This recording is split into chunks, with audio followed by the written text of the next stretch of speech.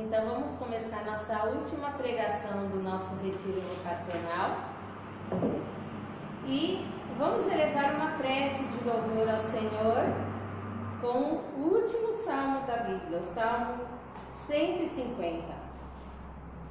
Louvai ao Senhor em seu santuário, louvai-o em seu majestoso firmamento, louvai-o por suas obras maravilhosas, louvai-o por sua majestade infinita, louvai-o ao som da trombeta, louvai-o com a lira e a cítara, louvai-o com tímpanos e danças, louvai-o com a harpa e a flauta, louvai-o com símbolos sonoros, louvai-o com símbolos retumbantes. Tudo que respire, louve o Senhor. Glória ao Pai, ao Filho e ao Espírito Santo, como era no princípio, agora e sempre. Amém. Um salmo tão curtinho, mas um salmo extremamente de louvor aqui. Então, finalizando esses dias de retiro que a gente teve meditando sobre discernimento vocacional, então vamos já louvando e dando graças a Deus por tudo que Ele nos inspirou, nos mostrou e nos iluminou. Então vamos ver a nossa última parte aqui do documento, na página 8, a consciência em discernimento. Deus fala ao coração. O discernimento chama a atenção para tudo aquilo que acontece no coração de cada homem e mulher. Nos textos bíblicos, emprega-se o termo coração para indicar o ponto fulcral da interioridade da pessoa, onde a escuta da palavra que Deus lhe dirige constantemente se torna critério para avaliar a vida e as decisões. Quer dizer que sempre ela indicou o termo coração, né? Fé, vida e coração. E não quer dizer o coração o centro das nossas emoções, né? Então o discernimento chama atenção por tudo aquilo que acontece em nosso coração, em todas as nossas decisões. A Bíblia, ao mesmo tempo que tem em conta a dimensão pessoal, ressalta a comunitária. Mesmo o coração novo, prometido pelos profetas, não é um dom individual, mas diz respeito a todo Israel, em cuja tradição e história salvífica está inserido o crente. Os evangelhos prosseguem na mesma linha. Jesus insiste na importância da interioridade e situa no coração o centro da vida moral. Quer dizer que Deus, no discernimento, Deus nos fala diretamente ao nosso interior, ao nosso coração. Quer dizer que tudo tem que levar à interioridade. Não podemos ter uma decisão por cima, na inércia. Nós temos que tomar uma decisão que seja profunda, que chegue no nosso mais íntimo, né? No mais íntimo do coração, no mais profundo do nosso coração. E ali é onde vai falar Deus, é onde até o nosso entendimento não entende, não chega. Porque eu falo, quando você realmente descobre a sua vocação, descobre a missão para que você veio nesse mundo, é uma alegria sem fim. É algo que vem lá do profundo, que você não sabe explicar, mas é algo que te preenche. Quer dizer que tudo de Deus, Deus nos fala no mais íntimo, no mais profundo. A noção cristã da consciência. O apóstolo Paulo enriquece aquilo que a tradição bíblica elaborou a propósito do coração, colocando em relação com o termo consciência, que adota da cultura do seu tempo. É na consciência que se aprende o fruto do encontro e comunhão com Cristo, uma transformação salvífica e o acolhimento de uma nova liberdade. A tradição cristã insiste na consciência como lugar privilegiado de uma intimidade especial com Deus e de encontro com Ele, onde a sua voz se faz ouvir. A consciência é o centro mais secreto e o santuário do homem, no qual se encontra a sós com Deus, cuja voz se faz ouvir na intimidade do seu ser. Esse daqui é do Concílio Vaticano II, do Gaudium et Spes, o documento. Esta consciência não coincide com o sentido imediato e superficial, nem com a percepção de si mesmo. Atesta uma presença transcendente que cada um encontra na sua própria interioridade, mas de que não pode dispor. Quer dizer que a consciência é um lugar privilegiado de uma especial intimidade com Deus. Então hoje também, infelizmente, está se perdendo muita consciência, a voz da consciência. A gente sempre falava, estudava no catecismo, de uma consciência reta. Deus é que fala na nossa consciência, que nos indica o que é certo e o que é errado. Mas isso vai depender da formação da nossa consciência. Porque se nós não temos uma consciência reta, que realmente saibamos o que é do bem e do que é do mal, essa consciência vai ficar turbada. Já Deus não vai comandar. Porque é a mesma coisa, se eu tenho consciência que uma coisa é errada, é imoral, eu não vou cometer. Agora, se eu formar uma consciência, não, tudo é permitido, minha consciência já não me alertar que aquilo é ruim, então essa consciência já está longe do propósito de Deus. Já se formou uma consciência desviada. A formação da consciência. Formar a consciência requer o caminho da vida inteira, ao longo do qual se aprende a cultivar os mesmos sentimentos de Jesus Cristo, assumindo os critérios das suas opções e as intenções do seu agir.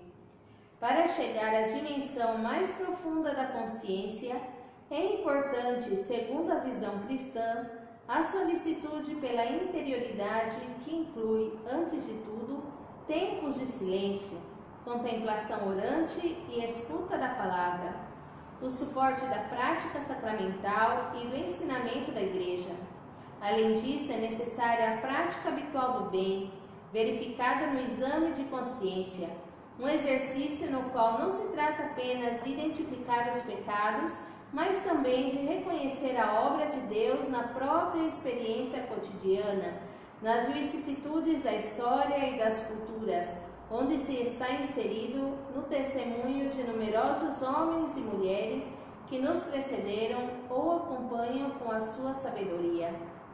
Tudo isto ajuda a crescer na virtude da prudência, articulando a orientação global da existência com as opções concretas, na consciência serena dos próprios dons e dos limites. Na sua oração, o jovem Salomão pediu este dom acima de qualquer outra coisa. Que bonito isso, quer dizer que só uma consciência reta se vai a partir da prática sacramental e dos ensinamentos da Igreja, na prática habitual do bem, verificada no exame de consciência. O exame de consciência não é só para a confissão. Precisamos fazer um bom exame de consciência para uma verdadeira e contrita confissão, para receber o sacramento da reconciliação. Mas também a prática do exame de consciência pessoal, que nem nós, na nossa congregação, nós temos, antes do almoço, esses 15 minutos de exame de consciência. Nosso Padre Fundador, como excelente sacerdote, colocou isso na nossa regra por quê?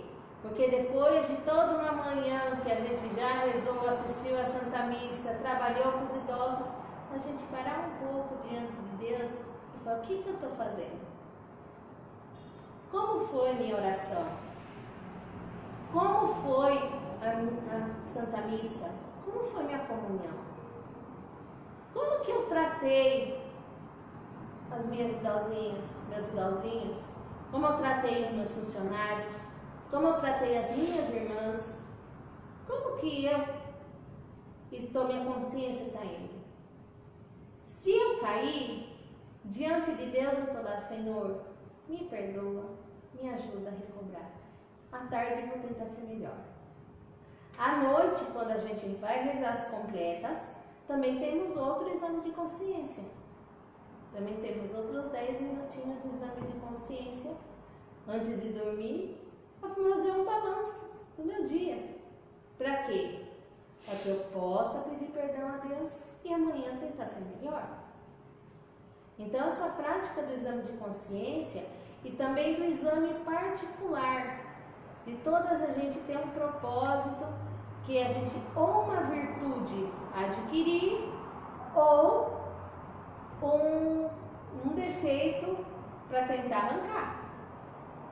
Então, a gente, por exemplo, vamos supor que a mim me custa muita obediência, eu preciso ser mais humilde. Então, eu vou trabalhar essa virtude da humildade e eu caí, vou fazer um balanço no final do dia. Olha, eu caí tantas vezes na humildade, eu tenho que melhorar. Quer dizer, que isso é um estímulo para a tua consciência e para a tua ascese. O que é a ascese? O desejo de melhorar.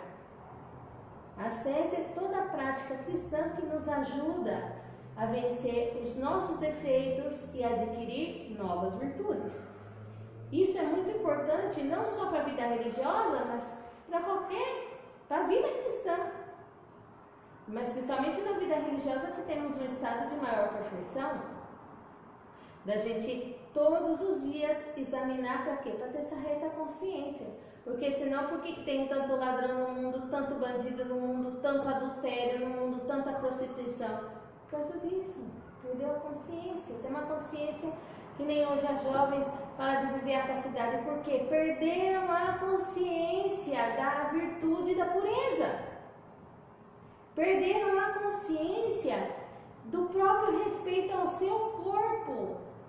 Hoje as meninas vivem como objetos de prazer, por desgraça. Tem menininha de 12 anos que já ficou com um monte.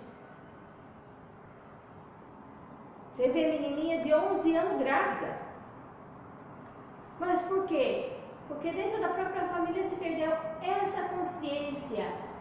Falam assim que antigamente que era um quadrado redondo, retrógrada, quando uma moça, a maior honra de uma moça era casar virgem. Hoje isso, você fala isso, é um absurdo.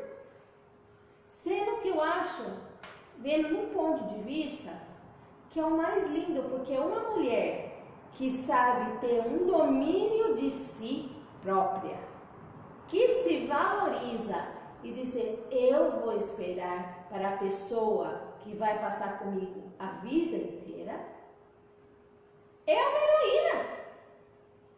Uma pessoa de uma maturidade, uma pessoa que se soube guardar, se soube valorizar e se soube pôr no seu lugar, essa é mulher. Essa é uma verdadeira mulher de virtude, que soube se valorizar. Não vai se entregar para qualquer um, porque hoje as meninas falam, ai, porque ele falou que se eu não ficava com ele, ele ia me largar. Manda pra PQP. Se o cara não te respeita agora que estão namorando, que vai te respeitar quando casar? E as meninas são tontas. Não respeitam. Mas tudo por quê? Por ter uma consciência torcida. Porque não tem consciência, perderam a consciência. Porque uma menina que é formada numa consciência reta, ela vai se pôr no seu lugar. Ou mesmo um menino também vai pôr no seu lugar de respeitar as outras mulheres. Mas todos os problemas que temos hoje na nossa sociedade é porque se perdeu a consciência de tudo, perdeu a consciência da fidelidade. E isso mesmo, porque também nas mesmas vocações se perdeu a consciência de assumir um compromisso. Assumir um compromisso duradouro. Até mesmo com matrimônio. Como eu falei, tantos matrimônios nulos. Porque na minha consciência eu penso, total, vamos casar, vamos ver o que dá. Se não dá, nós divorcia. Não é assim. Mesmo na vida religiosa. Na vida religiosa, quando a gente faz os votos, é um casamento, mas um casamento com o homem. É o nosso compromisso com Deus. É muito mais sério. E nós está no direito canônico já desde a primeira profissão, quando a gente termina o noviciado e faz os votos temporais. Que por que a igreja permite os votos temporais? Justamente porque se abre da fraqueza humana. E também para ter um processo de amadurecimento durante esses anos de votos temporais que todo ano vai renovando, antes de fazer os votos perpétuos. Mas se na tua primeira profissão você já não fez os votos com o desejo de ser para sempre, essa profissão é nula. Porque você está enganando Deus. Quer dizer, você está dando na sorte, vamos ver o que dá. Se não der certo, eu largo. E não é assim. Hoje a gente tem que ter já uma consciência de assumir compromissos definitivos, que é hoje o que está faltando para a juventude, que não quer assumir um compromisso definitivo. Não quer assumir um compromisso que seja para sempre. Parece que essa palavra, para sempre, é um palavrão. Ninguém já respeita essa consciência. Então por isso a gente está tendo tanto problema. Por isso que entre os mesmos vocacionados tem tanto problema. Por não ter uma consciência de querer melhorar, uma consciência de querer ser fiel, uma consciência de querer perseverar na sua vocação. Então por isso tem tanto problema. Por não ter uma reta consciência. Por isso que o Papa nesse documento frisa muito isso da prática sacramental, da oração, do sacramento da reconciliação, tudo isso, porque isso nos ajuda a ter uma consciência reta, uma consciência conforme a vontade de Deus. Para quê? Para fazer a vontade de Deus.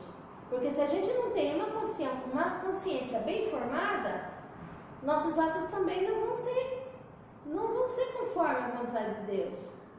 Porque se eu achar que eu posso ficar, que nem o caso que eu falava na outra pregação, eu gosto dessas duas congregações, eu quero fazer acompanhamento nessas duas congregações e eu vou ver qual que eu mais gosto, qual que eu fico. Isso é um adultério? Que consciência é essa? Quer dizer, não é uma mulher de um homem só. Que consciência é essa? Então, por isso que muitas vezes não dá certo. Eu falo que quem escolhe muito, acaba sem nada. Né? Porque eu falo assim, volto a repetir, congregação perfeita não existe. Todas têm os seus prós e seus contras.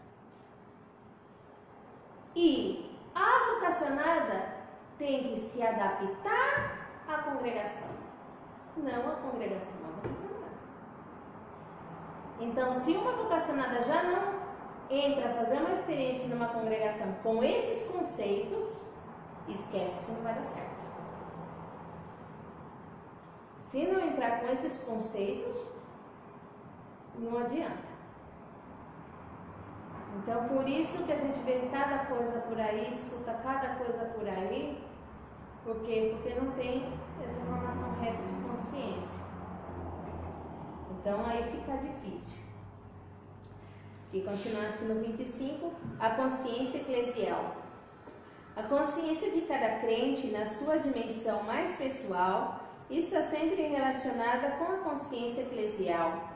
É só através da mediação da Igreja e da sua tradição de fé que podemos ter acesso ao verdadeiro rosto de Deus que se revela em Jesus Cristo.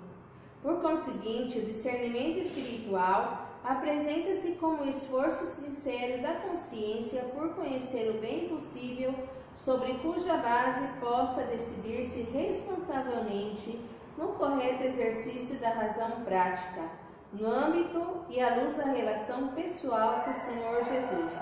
Não, quer dizer, isso daí já falando sobre a consciência da igreja, de todos como membros da igreja, né? Que mesmo na nossa própria consciência pessoal, temos que ter essa consciência de ser como igreja, de que somos membros da igreja e que tudo que nós fazemos também repercute na igreja. Porque me dá raiva, muita raiva de tantos se dizem católicos, mas fazem tudo o contrário que a igreja manda. Está repercutindo na igreja. Porque é batizado na igreja, mas não se diz que é, mas não pratica. também não tem uma consciência que é parte da igreja. Então isso também fica bastante complicado. Aqui. A prática do discernimento. A familiaridade com o Senhor. O discernimento, enquanto encontro com o Senhor, que se torna presente na intimidade do coração, pode ser entendido como autêntica forma de oração. Por isso, exige tempos propícios de recolhimento, quer na normalidade da vida diária, quer em ocasiões privilegiadas como recoleções, retiros, peregrinações, etc. Um discernimento sério alimenta-se de todas as ocasiões de encontro com o Senhor e de aprofundamento da familiaridade com Ele, nas várias formas pelas quais se torna presente.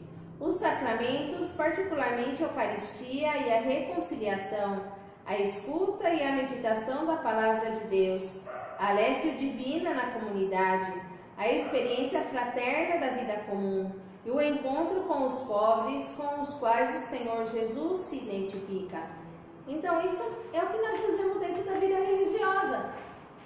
Que nem nós na nossa congregação, a nossa estrutura de vida.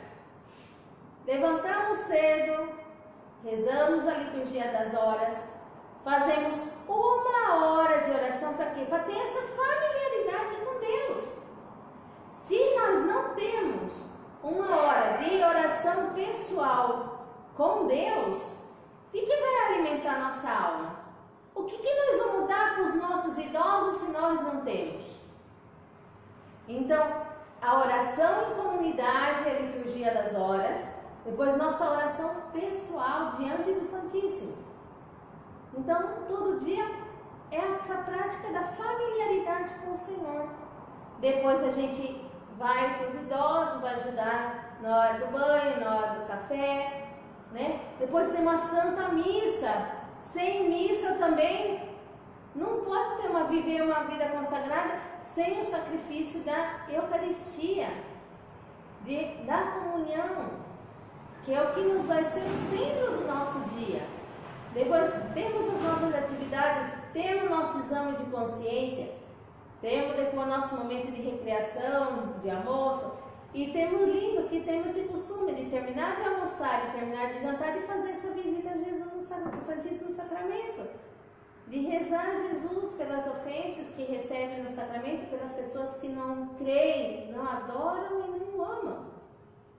De viver essa vida centrada no Senhor, nessa familiaridade com o Senhor. E sempre toda a comunidade, de rezar o terço em comunidade todos os dias, ter esse momento mariano todos os dias, de estar rezando de novo a liturgia das horas todos os dias, né? De ter esse momento fraterno do recreio, de todas, de compartilhar o que se passou no seu dia, que passou com os nossos idosos nos outros departamentos, de ter essa familiaridade com Deus e com a comunidade, que isso daí também ajuda na prática do discernimento, porque uma congregação que tem uma estrutura de formação que dê a jovens essa oportunidade de viver uma vida regrada, também é muito bom, porque vai ajudar as jovens no seu discernimento. Elas vão ter seus momentos de oração para falar com Deus, para discernir, para pensar no mais íntimo e também, como eu dizia, e de fraterna da vida comum e o encontro com os pobres, com os quais o Senhor Jesus se identifica. Então, a gente também tem essa oportunidade de ir aos nossos idosos. Claro que durante as etapas de formação não se tem tanto esse contato mais com os idosos, tem de ajudar na hora do banho, ajudar de levantar, ajudar na hora de dar comida. Não é já como quando a gente já é irmã formada, né, que a gente já está na frente de um ser humano, que a gente tem essa vivência maior. Mas já deu para vocês já sentirem na pele como que é, vocês já vão conhecendo como é trabalhar com as idosas, o maravilhoso que é, por mais que seja um desafio, que necessita paciência, mas é algo cativante. E são as pessoas totalmente indefesas que dependem de tudo da gente. né? De entender as cabecinhas delas maluquinhas, de fazê-las felizes, né? Eu adorava muitas vezes quando eu estava nas minhas primeiras comunidades que eu tive, eu chegava um dia, ia na sala e fazia manicure, pedicure, e tirava, fazia depilação, fazia tudo. Isso aí fazia elas dar uma autoestima, ao mesmo tempo de poder escutá-las, que hoje os idosos que mais precisam é da escuta nossa. Elas precisam desafogar, porque muitas estão afogadas por dentro numa depressão, numa solidão, que elas precisam de uma pessoa que elas confiem para poder desafogar e contar, nem que seja 1000 vezes a mesma história. Mas aí estamos nós. Eu falo assim, aí está Cristo. É Cristo que está passando na minha frente, querendo 1 minuto da minha atenção, ou 5 minutos, ou 10, ou meia hora da minha atenção. Então, quando a gente vê as coisas sobrenaturais, vê os pobres do Senhor como a figura de Cristo, aí tudo muda. Aí nos faz capaz de tudo. Aí nos faz capaz de tirar escarro, de trocar fralda, de dar banho, de tem dia que não é fácil, que tem dia que você fala, não sei como Deus me deu esse estômago. Mas Deus capacita. Que chega uma hora que você já viu tanta coisa, já fez tanto, que o amor é maior. O amor faz superar tudo, né? Que muitas vezes eu falo assim, que teve uma vez que foi muito engraçado, aconteceu comigo em Ourinhos. Tinha uma idosinha que ela era, tadinha, ela tinha problema de tireoides, então ela estava muito obesa. E então eu fui levantar ela para trocar a fralda dela, ela pegou e fez tudo, colocou em cima de mim, parecia uma vaca, fez assim, plá, tudo no meu pé, tudo. E então, na hora quando eu vi aquilo, eu falei, ai Jesus amado, Ave Maria, e onde eu fui parar? Mas depois eu comecei a dar tanta risada, que eu peguei e falei, já deu, já foi. Peguei, troquei a velhinha, fui, tomei banho, troquei tudo, acabou. E depois nós demos tanta risada daquilo, quer dizer, é uma coisa, se fosse outra, melhor tinha feito um escândalo e falado com aquilo, mas não, que Deus dá, muitas vezes dá uma força sobrenatural pra gente. Uma vez também imprudente, eu estava dando banho, pisei no cocô, fui correndo para a missa tocar, eu estava tocando e senti um mau cheiro, eu falei, meu Deus, será que algum velhinho fez aí na fralda, que tá alguma coisa? Quando eu olho, eu tô com o pé cheio de bosta. Mas depois eu comecei a dar tanta risada, eu só dou por dar risada, sabe? Comecei a dar tanta risada, eu tive que esperar terminar a missa, eu tinha que tocar tudo a missa, não tinha nem como sair. Mas depois fui, troquei e acabou. Então são coisas, sabe, que transcende, que o amor faz muito maior. Que o amor nos faz vencer. O amor por aquela pessoa é muito maior do que o nojo que a gente possa sentir. Igual mesmo das feridas, das escaras. Quando eu fui para minha primeira casa, eu tinha acabado de terminar o técnico de enfermagem. Teoria muito, prática zero. Porque a gente aprende um pouco nos estágios. Mas prática zero, né? Cheguei lá, tinha um idosinho que estava acamado. Ele era magrinho. Gente, ele tinha, sem exagerar, as costas eram uma pura ferida. Tinha uma ferida no sacro, né? Que se os últimos ossinhos daqui, eu vi os 3 ossinhos da coluna do sacro. Era uma ferida desse tamanho. Tinha carne podre, carne preta, que era um necrosado. Eu nunca tinha feito um curativo daquele tamanho, daquele porte. Primeiro dia que eu abri aquele curativo, gente do céu, eu saí vomitando. Eu falei assim, eu não sei se eu vou capaz de conseguir curar isso. Eu sabia pela teoria como devia fazer, mas eu nunca tinha visto uma coisa daquela dimensão.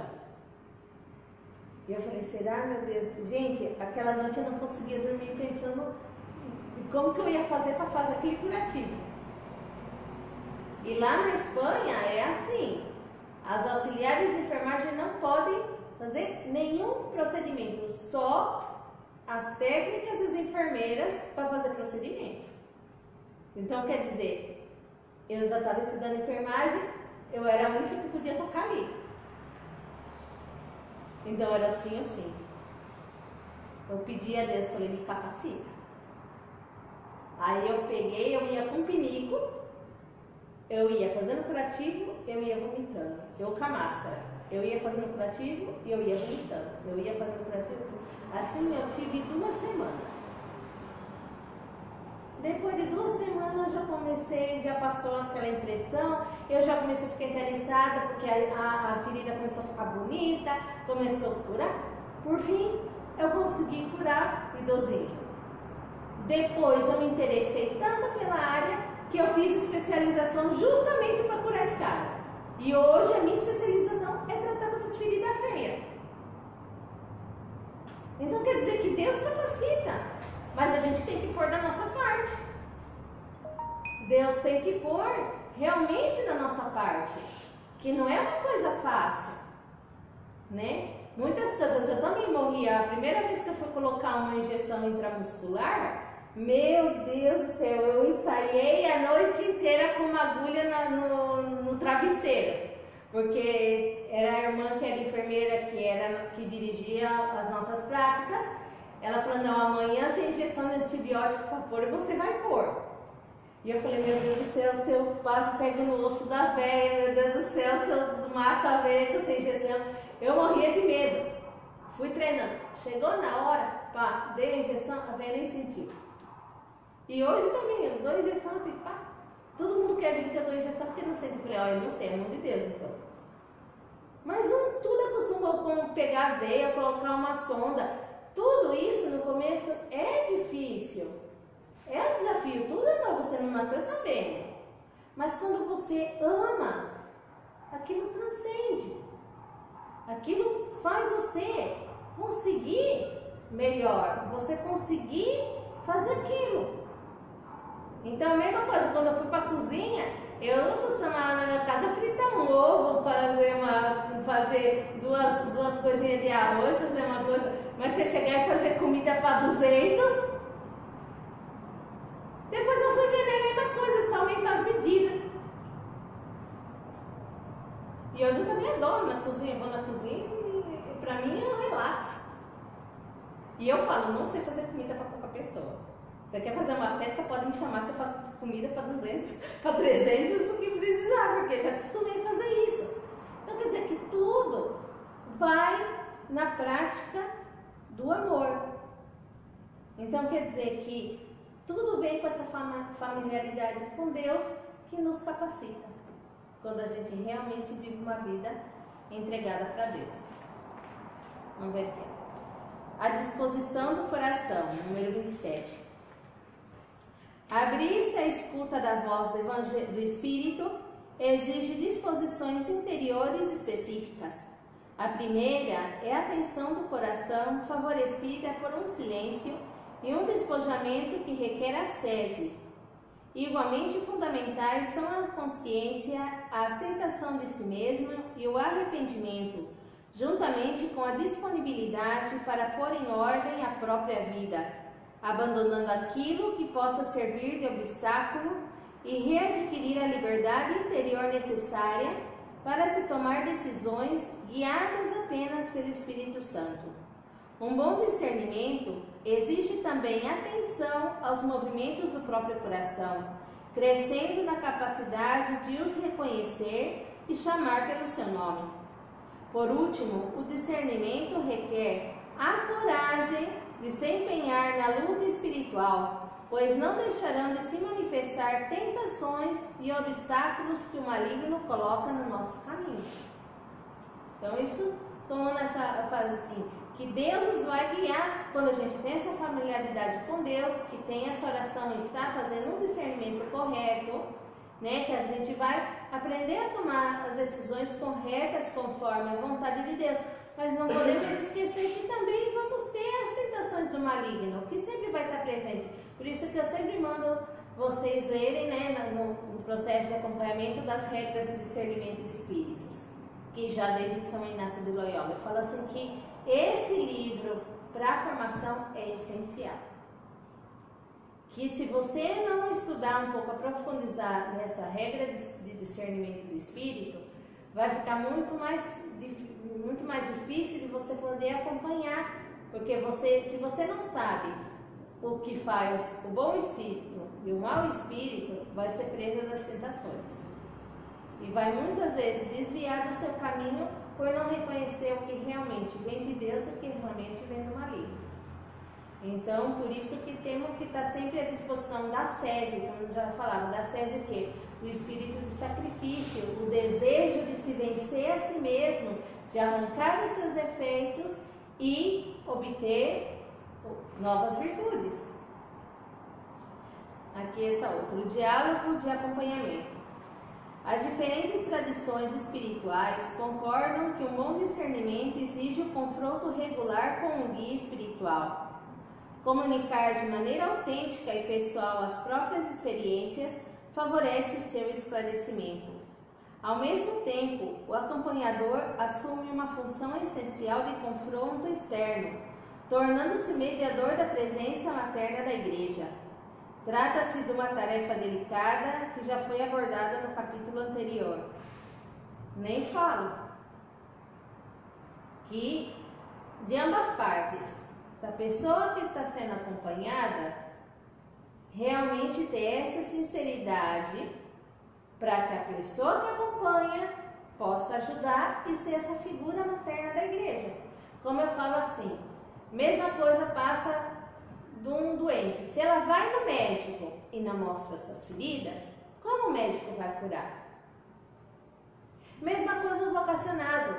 Se ela está fazendo um acompanhamento vocacional e não chega na sua orientadora, na sua formadora, e fala o que te está impedindo, o que te está atormentando, fica difícil de poder ajudar, porque por mais que eu possa intuir, eu não posso adivinhar. Então, quando não ocorre isso, é uma situação de conflito. Porque tem que ter uma sinceridade, porque falar, essa formadora é ruim, porque muitas vezes tem meninas que saem de outras congregações e falam, porque a formadora era tal, porque a formadora era qual, não sei o quê. Mas eu falo, mas você era sincera com ela? Você contava tudo para ela? Tudo, mas das coisas do jeito que é. Porque se você contava melhor para as tuas companheiras, mas não contava para a tua formadora, então não tem como ajudar. Então fica muito difícil que se num discernimento vocacional a jovem não tenha plena confiança na sua formadora, na sua orientadora, no seu diretor espiritual, para que possa ajudar. Porque senão não vai ter, tem que ser de ambas partes, mas eu vou te ajudar conforme você me mostrar. Agora, se você não me mostra, eu não vou adivinhar. Porque eu sou humana, eu não tenho uma bola de cristal para adivinhar o que está acontecendo. Eu preciso saber, mas por isso tem que ter essa confiança, ter essa familiaridade de chegar como amiga. Eu acho assim que nenhuma formadora vai comer. E se você fez algo errado, o máximo que você pode levar é uma bronca. Mas eu falo que toda bronca é merecida e toda bronca vai fazer crescer. Porque nenhuma formadora chama atenção se não tem um porquê. Então eu só vou chamar atenção mesmo sobre um negócio errado. Ou se você fala que fez uma coisa que está errada, a minha obrigação como formadora é chamar atenção. Então não precisam ter medo, ou mesmo diretor espiritual, vocês vão confessar, estão fazendo uma direção espiritual, se cometeu alguma coisa, se está errado, o diretor espiritual tem a obrigação de chamar atenção e pôr no caminho certo. Né? Se a pessoa desvia, qual que é a função do formador? Se a pessoa desvia, colocar no caminho de novo. Então, mas precisa dessa confiança, né? Dessa familiaridade com a pessoa que está acompanhando, para poder de ambas partes poderem ter realmente um bom acompanhamento, um bom discernimento. A decisão e a confirmação. O discernimento como dimensão do estilo de vida de Jesus e dos seus discípulos torna possível seguir processos concretos que façam sair da indeterminação, assumindo a responsabilidade da decisão. Por isso, os processos de discernimento não podem durar indefinidamente, tanto nos casos de percursos pessoais como nos comunitários e institucionais. A decisão segue-se a fase igualmente fundamental da implementação e verificação na vida diária, pelo qual será indispensável prosseguir numa fase de escuta atenta das ressonâncias interiores para se captar a voz do Espírito. Nesta fase tem especial importância a leitura da vida concreta. E aqui várias tradições espirituais salientam de modo particular o valor da vida fraterna e do espírito aos pobres como prova real das decisões tomadas e lugar onde a pessoa se revela plenamente. Então, quer dizer, o discernimento também não pode durar a vida inteira a pessoa numa indecisão. A pessoa tem que fazer discernimento e decidir e seguir. Por isso que assim, no tempo do aspirantado, tem um tempo, é um tempo indefinido, porque vai depender do discernimento da jovem. Mas também não se pode alargar tanto, porque por que nós recebemos as adolescentes na nossa congregação? Para ela justamente ter esse tempo de discernimento um pouco mais longo. Porque conforme ainda ela está estudando, ela tem que terminar o ensino médio. Então, conforme ela vai estudando, ela vai poder confrontar com o mundo lá fora, porque elas vão estudar fora, nos colégios normais, elas vão estudar fora e tem a formação aqui dentro. Então, as meninas vão poder ter esse confronto da vida lá fora e o que é aqui dentro, que isso vai ajudar elas também a ter um bom discernimento. Então, se ela, por exemplo, entra aqui uma menina de 15 anos, ela vai ter 3 anos para discernir. Então, depois de 3 anos, ela fala, não, eu quero seguir, eu quero ir para o pré-postulantado, já vai uma menina forte, com uma certeza e com uma experiência. Então, é muito positivo. Já as que já entram, já mais maior, a gente também não pode alongar muito por questão da idade. Por quê? Porque já são 9 anos que temos de formação, então já não dá, se já está em cima da idade, já não dá para a gente ficar largando muito. Mas menos de 6, 7 meses também não vai ser. Porque em 6 meses, já uma pessoa maior de idade, que já tenha terminado de estudar, não conseguir fazer um discernimento, é difícil. Então, já é um tempo que se dá para fazer pelo menos de 6 a 7 meses. E depois ainda tem mais outros 3 meses de pré-postulantado. Então, quer dizer que ao total são 9 meses de convivência para discernir. Então, quer dizer que já a gente costuma isso, máximo 1 ano, dependendo da situação da pessoa. Uma pessoa já, uma menina já maior de 18 anos, que tenha terminado de estudar tudo. Então, pelo menos, máximo 1 ano. Porque, claro, tudo tem que ter uma decisão. Não se vai poder ficar na indecisão toda a vida. Então, com 6, 7, 8 meses de convivência, já deu. Eu acho que é tempo suficiente para uma pessoa que já tem uma maturidade de saber se realmente dá um passo ou não, né? Mas isso tudo depende, é muito pessoal, depende da situação emocional da pessoa, depende da formação cultural, depende de tudo que a gente vai avaliar e vai ver quanto vai fazer essa duração, quanto que vai durar esse período de discernimento, né? Tudo vai depender da pessoa conforme a gente vai observando e conforme, porque eu falei, tudo tem que ser livre, tem que ser uma escolha livre. Ninguém pode pode forçar ninguém a fazer uma coisa. Que nem eu falo assim, uma menina vem fazer uma experiência, ela é livre. Ela, por exemplo, fala, eu vou ir fazer uma experiência de 3 meses. Mas vamos supor que ficou 1 mês e a menina fala, não, aqui não é meu lugar, ela é livre. Fala, irmã, eu vim, mas eu não me encontro bem, eu não quero. Tudo bem, você tentou, viu que não é seu lugar? Volta para tua casa sossegado. Quer dizer que ninguém vai forçar a pessoa a ficar. A pessoa ficou uns 3 meses e fala, não, eu estou bem, eu quero continuar. Continua. Fica outros 3 meses, confirma, vai para o pré-consulatado. Então tem que ser uma decisão muito livre. A gente já dá essa oportunidade de fazer essas experiências justamente para isso, para que a pessoa tenha essa liberdade de discernir e de decidir. Porque ninguém pode forçar a pessoa a ficar no lugar. Se a pessoa, a gente pode ajudar, por exemplo, pode ver que a pessoa tem uma clara vocação, melhor está passando um momento de tentação, a gente vai tentar ajudar. Mas a mesma coisa, se uma pessoa fica cega com uma tentação e não quer escutar, não quer escutar, não quer escutar, fica difícil. Aí acontece as famosas cagadas.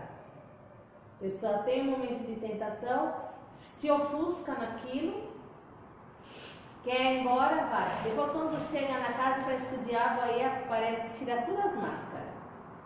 Aí a pessoa sofre e fala, por que eu fiz isso, por que eu fiz aquela burrada, por que eu fiz aquilo. Bom, Deus permite, né? Mas aí vamos ver no segmento, né? Mas por isso é muito importante, a pessoa tem que ser livre, a pessoa tem que escolher livremente. Que nem eu falo assim, eu dou a chance para as meninas, eu dou a oportunidade para as meninas, mas eu não forço a nenhuma menina. E nunca forçarei. Porque tem congregação que eu vejo aí que me dá meio até desespero. Que está com falta de vocações, então quer catar as meninas, que meio que arranca, que cai matando em cima das meninas. E eu acho que não é assim. Que eu acho que a menina tem que, se ela quer entrar na congregação, ela livremente vai decidir que ela quer fazer essa experiência ou não. Né? Então é isso que eu acho que é o bonito, que cada uma dê o seu passo pessoal.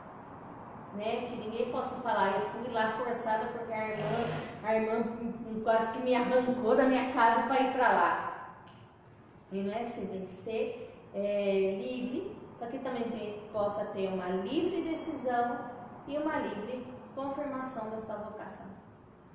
Então espero que as tenha ajudado, que as tenha dado um ponto para que possam também vocês orarem, possam também discernirem e que possa ajudar na caminhada vocacional de vocês.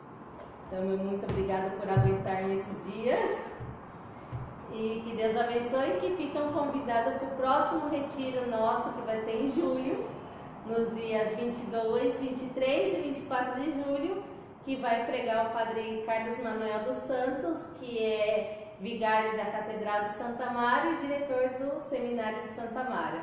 Então é um padre que a vocação dele cresceu aqui dentro da nossa congregação, ele foi coroinha na nossa capela muitos anos, ele tem um carinho enorme, um conhecimento enorme da congregação e eu tenho certeza que vai poder ajudar muito a todas que vão vir participar desse retiro, que vai ser uma bênção também, né? Então fica aí o convite para todas, né?